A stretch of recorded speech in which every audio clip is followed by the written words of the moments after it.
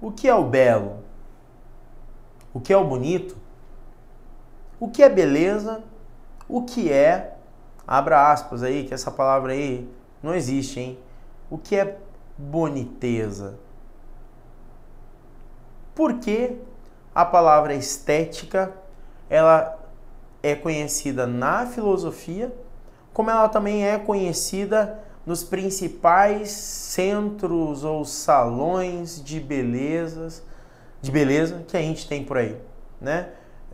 Será que a estética da que a filosofia trata está próxima, tem algum tipo de semelhança com a filosofia, desculpa, com a estética que também é entendida ou praticada lá no salão de beleza? Vamos ver um pouquinho sobre estética nessa última aula do bloco individual das aulas de filosofia, também no intuito de retomar algumas características da teoria do conhecimento de alguns autores e orientar vocês para uma boa prova no Arrase no Enem. Vem comigo! Nós estamos na aula de Ciências Humanas, Filosofia. Oi, eu sou o Denis. Tudo bem? E o que a gente vai ver hoje é um pouco de estética. Então, primeiro a gente inicia a nossa aula apreciando a bela obra do pintor italiano Sandro Botticelli, com o nome O Nascimento de Vênus, né? Enfim, olhando para essa obra, a gente pode se perguntar o que é belo e o que é bonito nela. A partir dessa obra já dá para a gente fazer uma definição prévia de dois importantes conceitos dentro da filosofia estética, ou também chamada da filosofia da arte, na filosofia. Você pode olhá-la e, em princípio, se incomodar com a imagem aqui do dorso nu. Você pode, de repente, se incomodar com o caráter religioso, clerical que nós temos aqui na imagem, que são aqui, ó, as asas, como se fosse um anjo. Só que, ao mesmo tempo, se você perceber, nós estamos aqui numa concha que é algo extremamente natural, ao mar, às águas e tudo mais, e uma senhora correndo aqui com um certo manto para vestir essa moça aqui, que aqui na obra a gente chama de Vênus. Enfim, mas você também pode gostar. Poxa, que legal, gostei dessa obra. Como que a gente pode defini-la como sendo bela ou como sendo bonita no sentido de filosofia? Porque já deu para você perceber que daí eu tenho dois conceitos principais. De um lado que é o belo e de outro lado é o bonito. Apesar que normalmente, quando a gente vai inferir algum juízo de valor, seja uma pessoa, seja uma obra de arte, seja uma música, normalmente a gente utiliza o termo belo e bonito como sendo um sinônimo. Beleza, e lembra a palavra que eu inventei ali no início da aula, a boniteza, como sendo, ou a qualidade de ser bonito, como sendo sinônimos. E na filosofia não são. O belo ele vai ter uma função, uma categoria, uma busca, e o bonito vai ter uma outra função, outras características e outras buscas. Vamos entender um pouquinho melhor. Bom, se eu viro para vocês e digo que essa obra é bela, né? Talvez a primeira pergunta que vocês me façam é: Denis, mas ela é bela por quê? Da onde vem o belo? Ele vem da minha interpretação ou ele vem do mundo? Ele vem daquilo que eu conheço ou daquilo que eu percebo, né? Se ele vem do mundo, ele vem de uma certa ideia original do mundo? Seria uma manifestação do bem, aqui associada um pouco à ética, tudo que é ético é belo? Como definir beleza se ela pode ser múltipla, tanto quanto os olhares que a contemplam? Veja, a pergunta que eu estou fazendo para vocês é o seguinte: por que alguém pode olhar para essa obra e achar ela bela? E por que alguém pode olhar para essa obra e achá-la apenas bonita? E por que que alguém pode olhar para essa obra e não ter qualquer tipo de sentimento em relação à imagem que ela apresenta? Daí a gente volta ali nas questões, principalmente nessa última. Como definir a beleza se ela pode ser múltipla, se uns podem gostar ou não, tanto quanto os olhares que a contemplam, ou seja, alguns olham ela com um certo sentimento de agradabilidade e outros sequer gostam dela, tá? Fica aí a pergunta. Você já parou para pensar qual é a diferença entre o belo e o bonito? Você tem alguma resposta? Então vejam, a nossa aula aqui não é um tratado sobre estética, certo? A gente vai tentar ao máximo trazer para vocês algumas ideias principais do que vem a ser isso. Bom, quando eu falo em belo, eu estou falando em alguma coisa que ultrapassa a minha impressão em relação à obra. Ou seja, o belo, ele não está preocupado se eu gostei ou se eu não gostei dessa obra. O belo está preocupado se essa obra ela tem um significado, se ela tem uma razão de ser, se ela cumpre com a razão de ser dela e tudo mais. Se a gente voltar aqui na modernidade e estudar a história do pintor Sandro Botticelli, qual que era a ideia dele? Então, estar no período renascentista já nos é alguma ideia. Ele ainda tinha um certo vínculo com a igreja. Se você voltar ali na imagem, ó, por isso as asas. Ele ainda tinha uma certa religiosidade. Porém, uma das características do Renascimento é o naturalismo. Aqui, ó, a pessoa sendo retratada através do seu dorso nu, né? Essa é uma característica ali no naturalismo, lá no período do Renascimento. Qual a intenção da obra? Então, aqui, ó, ela revela características do Renascimento? Revela. Eu tenho ao mesmo tempo, e associados, olha que mais interessante, não divergentes, eu tenho associado aqui os dois princípios. Tá joia? Então, da onde o belo provém? Do mundo, da ideia original de mundo, seria uma manifestação do bem enquanto ética. Tudo aquilo que é belo tem uma certa referência ética que o sustenta. Como definir beleza se ela pode ser múltipla, tanto quanto os olhares que a contemplam? Então, veja lá. O homem não pode ser o único ser vivo a admirar as cores e a harmonia da natureza, mas só ele é capaz de criar e apreciar as coisas belas pelo puro prazer de contemplação. A gente está falando de obra de arte, mas a gente pode falar de música. Quantos de nós, quando estamos cansados, ou mesmo quando estamos estudando, tudo bem que isso não faz tão bem assim e tudo mais, a gente fica escutando uma música. Então, essa capacidade de apreciação do objeto artístico é uma capacidade exclusivamente do homem, certo? A criação do objeto artístico do homem, tá joia? Veja, não é que os outros não observam, não admiram, eles admiram, mas nós somos os únicos que gozamos disso aqui, ó, do prazer da contemplação. Por isso, pode-se afirmar que apenas o ser humano é produtor da arte como manifestação do belo. Veja, vamos pegar uma cachoeira. Vamos pegar uma flor.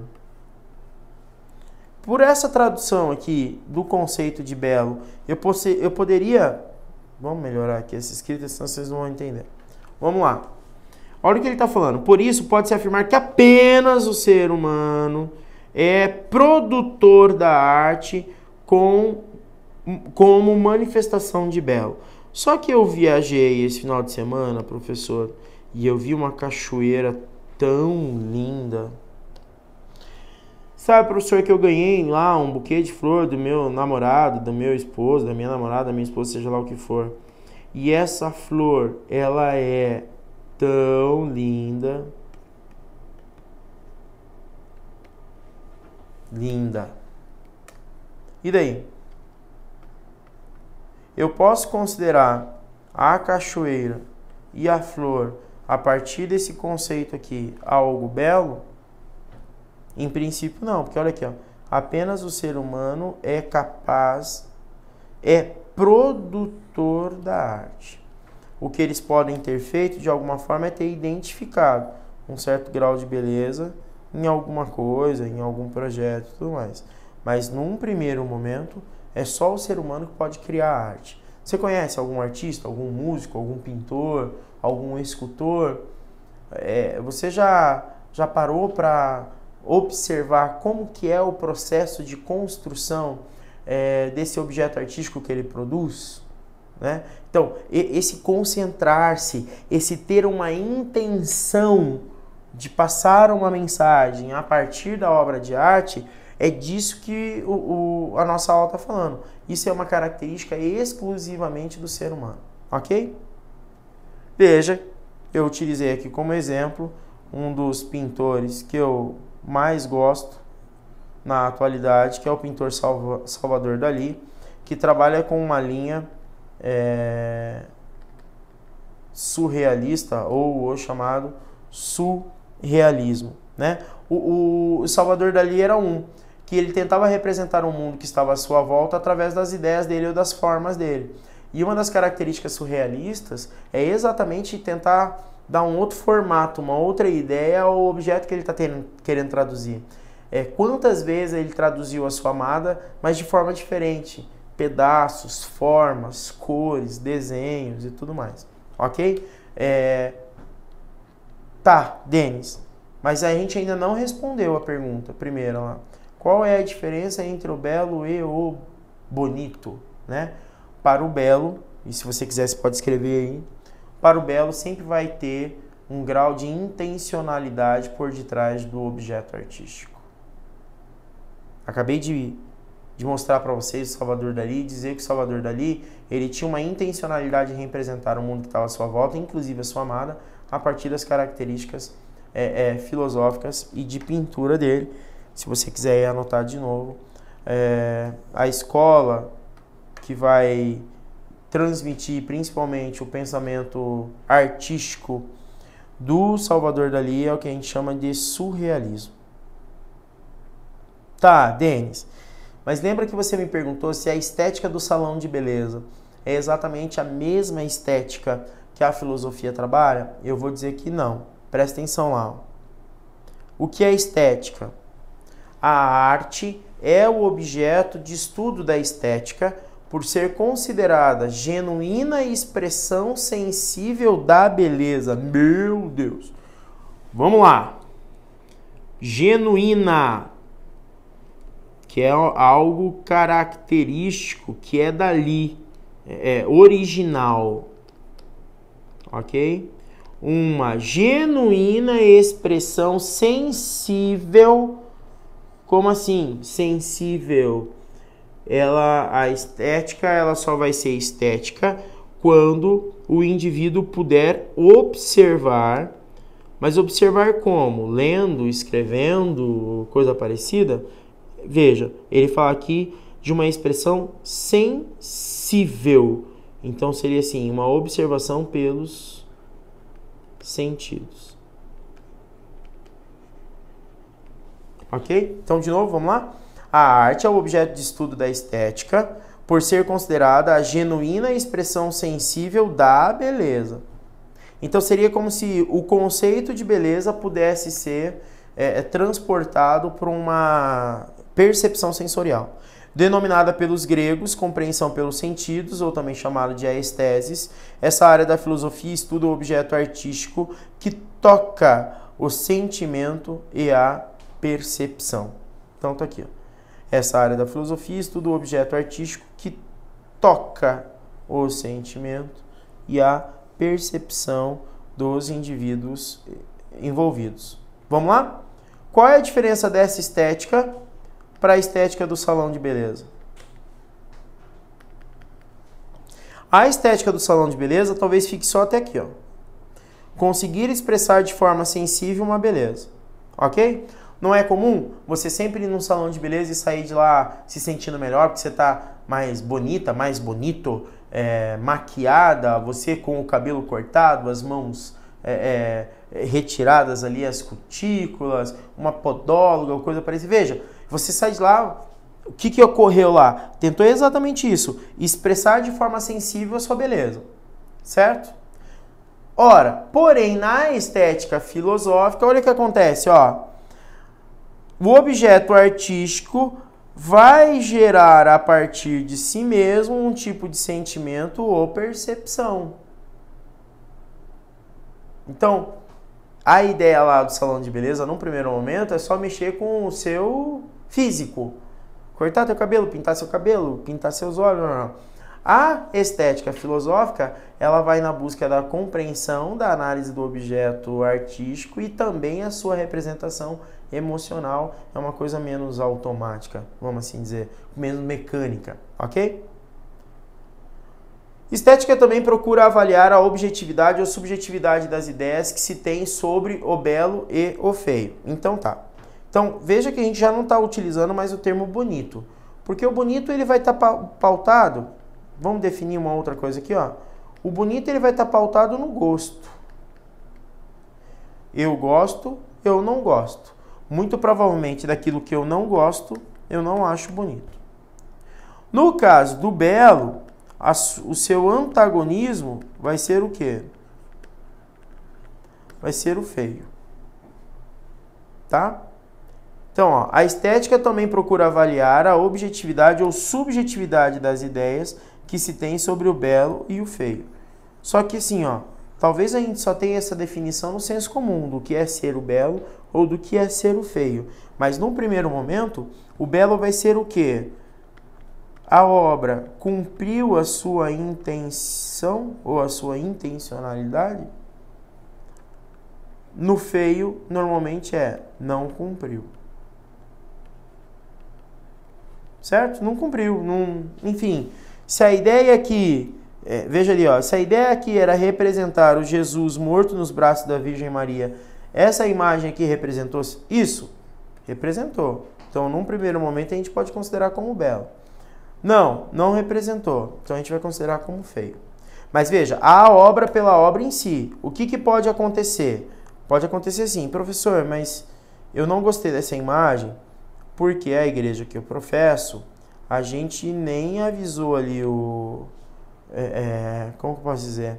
A igreja que eu professo não acredita na Maria ou no Jesus Cristo. Um exemplo. Então, automaticamente, eu não devo olhar ou gostar dessa imagem. Tudo bem, respeito sua posição religiosa, mas na sua posição filosófica, isso aqui nada mais passa do que uma obra de arte. E enquanto filósofos estéticos que estamos querendo ser, a gente não tem nenhum problema em analisar essa obra. A gente não está dizendo que a gente acredita nela. A gente só está analisando se ela pode ser considerada uma obra estética ou não. Se para Platão, e daí aqui a gente vai avaliar um pouco agora esses autores. Se a beleza ela está muito mais na intenção do que necessariamente naquilo que ela apresenta como dado físico, tudo bem que tanto essa aqui quanto essa obra aqui estão muito bonitas, hein? Vamos falar. O que vai ser o belo? O belo vai ser eu ver a intenção da obra, ver qual é o objetivo da obra e de alguma forma verificar se essa intenção e se esse objetivo foram atendidos. Se por acaso foi atendido, beleza. Se não foi atendido, vazou. Ok? Então veja, se para Platão a obra de arte nunca é tão bela quanto o objeto que a inspirou, para Aristóteles a obra de arte revela beleza ao apresentar harmonia, ordem e proporção. Aqui a gente precisa debruçar um pouquinho. Deixa eu abrir uma página aqui para eu escrever algumas coisas para a gente entender direitinho o posicionamento desses autores.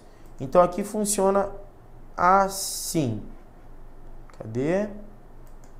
Ó, se eu tenho de um lado o Platão, lembram do Platão? Que vai dizer que o homem e o mundo são divididos em duas esferas. Quais esferas?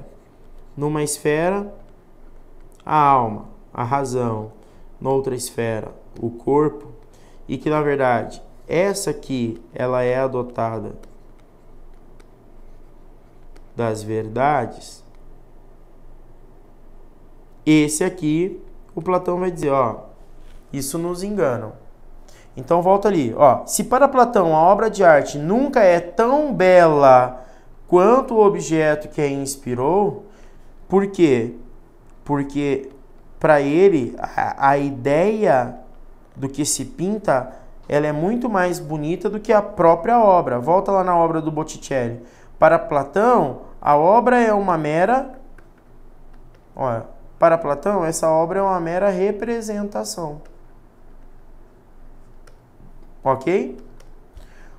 O que é mais belo? Para ele, a ideia de quem pintou.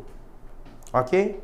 De novo, vamos lá. Se para Platão a obra de arte nunca é tão bela quanto o objeto que a inspirou, para Aristóteles a obra de arte revela sua beleza ao apresentar a harmonia, ordem e proporção.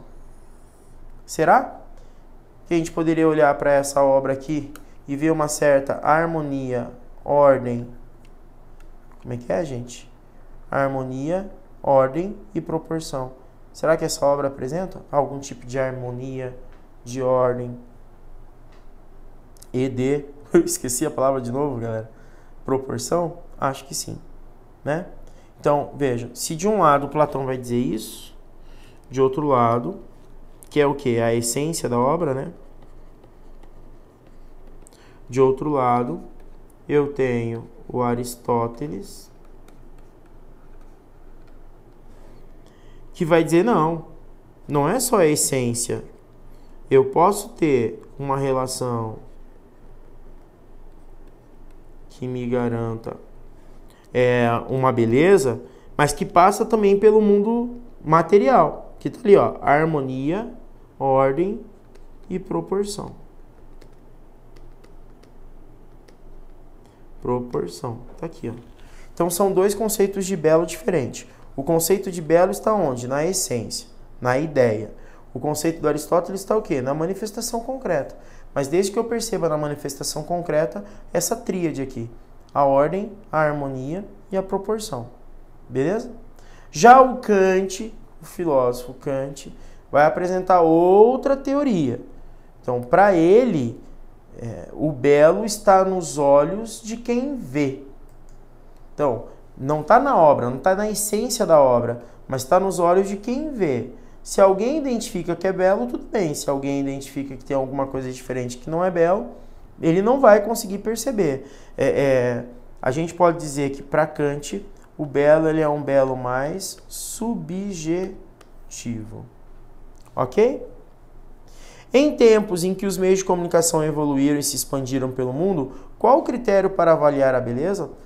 Traduzindo a pergunta, o que é belo hoje? Olha, que bacana. A gente acabou de sair de uma festa cultural brasileira que é o Carnaval, certo? Analisando o Carnaval, daquilo que você sabe do Carnaval e tudo mais, como que a gente faz? Veja ali a pergunta, ó. Como que a gente faz? Qual é o critério para a gente avaliar a beleza? É muito belo, não é belo, é pouco belo? Qual é o critério da beleza hoje? Ok? Principalmente ali comunicação e tudo mais. Eu diria que hoje o belo ele está muito mais atrelado à sua aparência do que necessariamente à sua essência.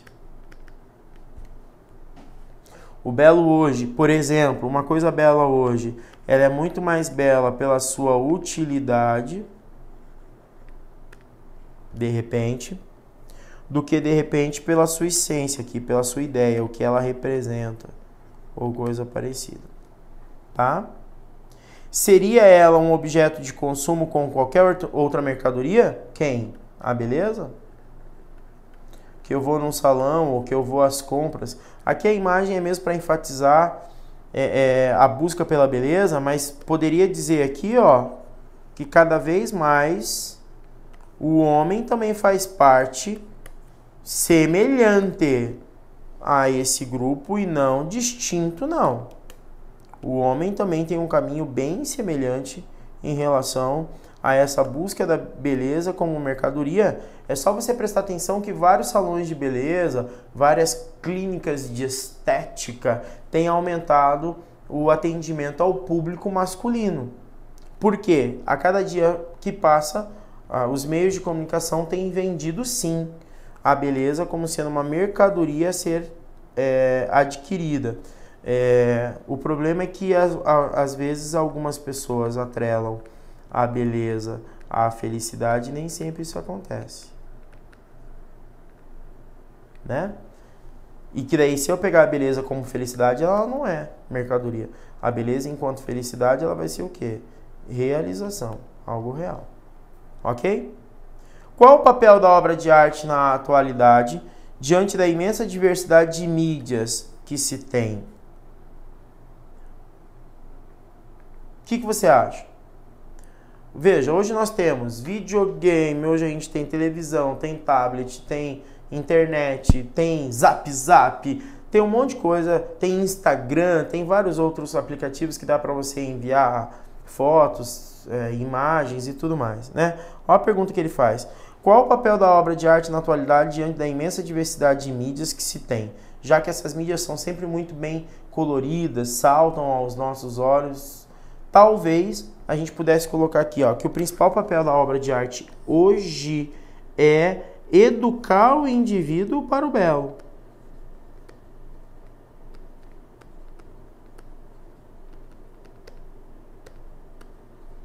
Ok? Educar o indivíduo para o belo. Como assim, educar o indivíduo para o belo? Sai um pouco dessa característica mercadológica, porque aqui, ó, essas coisas aqui vão se configurar como quê? Como mercadoria. Quando ele tem acesso a uma obra de arte verdadeira, é que ele vai achar, ou pelo menos ter subsídio para dizer o que é o belo, o que é a beleza, né? Então a estética como área da filosofia, para finalizar nossa aula, é um estudo filosófico da beleza, tá? Por isso que ela é chamada filosofia da arte, ela é chamada. E de uma maneira mais direta, estaria o belo somente na obra de arte? A gente já falou que não, né? Não. A gente tem outros aspectos artísticos como a música, como o grafite, como a dança, que também cumprem, não são obra de arte, e você também consegue perceber uma manifestação de beleza nesse grupo. Ok, galera? E daí? Filosofia do belo, filosofia da arte. Para finalizar, então, para estudar a questão filosofia do belo versus filosofia da arte, é preciso conhecer as principais argumentações de grandes pensadores como Platão, Aristóteles, Kant, Hegel e Nietzsche. E essa empreitada fica para um outro momento, porque na prova do Enem você vai perceber que só serão avaliadas características básicas, gerais, do conceito de filosofia da arte ou estética que a gente acabou de apresentar nessa aula para vocês aqui no grupo de aulas de filosofia, ok? Eu me despeço de vocês por hora, finalizo hoje o nosso grupo de 12 aulas individuais de filosofia. Desculpa a correria, vocês viram que a gente teria muita coisa para falar acerca dos assuntos que nós propomos, mas a gente tentou focar bem naquele lado teórico que vai te auxiliar depois lá para a execução da prova da filosofia, do Enem, né? E a ideia é que a equipe de humanas aqui da Arrase no Enem venha acompanhar a continuação da sua preparação para a realização do Enem 2015, ok? Então, em nome da equipe de humanas do Arrase no Enem, eu quero convidá-los para as nossas próximas aulas em conjunto, ok? E como representante do conhecimento filosófico, eu só posso me despedir de vocês agora, dizendo que a filosofia esteja com você. Aquele abraço!